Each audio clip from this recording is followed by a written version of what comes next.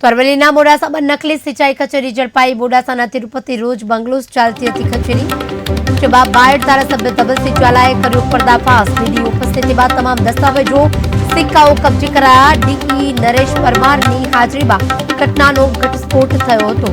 બાયડ ધારાસભ્ય ધવલસિંહ ઝાલાએ આ સમગ્ર મામલાનો પર્દાફાશ કર્યો છે। અરવલ્લીની મોડાસામાં નકલી સિંચાઈ કચેરી ઝડપાઈ છે। મોડાસાના તિરુપતિ રાજ બંગલોઝ ચાલતી હતી આ કચેરી। બાયડ ધારાસભ્ય ધવલસિંહ ઝાલાએ સમગ્ર મામલે તપાસ હાથ ધરી અને ત્યારબાદ પર્દાફાશ કર્યો। ડીડીઓ ઉપસ્થિતમાં તમામ દસ્તાવેજો સિક્કાઓ કબજે કરી લેવાયા છે। ડીઈ નરેશ પરમારની હાજરીમાં ઘટનાનો ઘટસ્ફોટ થયો હતો। મહત્વનું છે કે બાયડના ધારાસભ્ય ધવલસિંહ ઝાલાએ આ સમગ્ર મામલે પર્દાફાશ કર્યો છે। ઘણા સમયથી તેની તપાસ થઈ રહી હતી અને ત્યારબાદ ઘટસ્ફોટ થતા સમગ્ર ઘટના સામે આવી છે। ડીઈ નરેશ પરમારની હાજરીમાં ઘટના બની હતી અને જેમાં આ સમગ્ર મામલે તપાસ હાથ ધરાઈ। અરવલ્લી મોડાસાના નકલી સિંચાઈ કચેરી ઝડપાઈ છે। નકલી કચેરી ઝડપાતા ચકચાર મચી છે। મોડાસાના તિરુપતિ રાજ બંગલોઝમાં ચાલતી હતી આ કચેરી। બાયડ ધારાસભ્ય ધવલસિંહ ઝાલાએ આ સમગ્ર મામલે પર્દાફાશ કર્યો।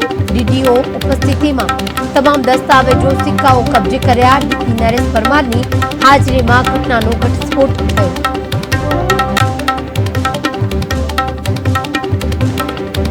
મોડાસાના તિરુપતિ રાજ બંગલોઝમાં ચાલતી હતી નકલી કચેરી।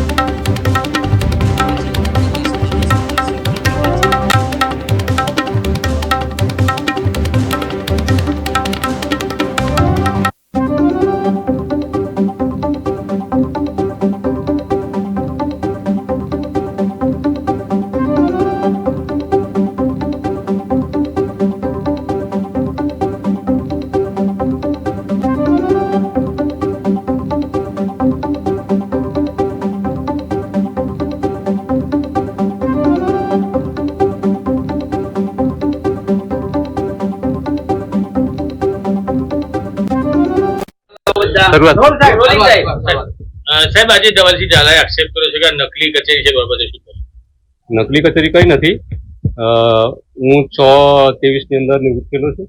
હાલ જે કાર્યપાલક ઇજનેર છે નવા છે, એમને 2 કેસ જૂના, એક સિમ્યુલેટી અને મોટી મોરી, એમના જવાબ સરકારશ્રીમાં કરવાના હતા, એટલે એ મારી પાસે જવાબ માટે એક જૂનો વ્યક્તિ છે એ મારી જોડે આવ્યા છે। શ્રીના ટેલિફોનિક સમાચાર મળતા માનનીય જિલ્લા વિકાસ અધિકારી સાહેબ શ્રી અને આરએસી સાહેબની સૂચનાથી અમે સ્થળ ઉપર હાજર છીએ અને માનનીય ધારાસભ્ય શ્રીની હાજરીમાં, મીડિયાની હાજરીમાં સ્થળ ઉપરથી જે કંઈ પણ મળ્યું છે એનું અમે રોજકામ કર્યું છે અને એને અમે અહીંયા કસ્ટડીમાં લીધું છે અને એના આધારે અમે ત્યાં ઉપર મોકલીશું અને ઉચ્ચ કક્ષાએથી જે કંઈ પણ તપાસ કમિટી કરી અને નિયમ અનુસાર કાર્યવાહી કરવાની થશે એ અમે કરીશું। શું મળી આવ્યું સાહેબ આજે?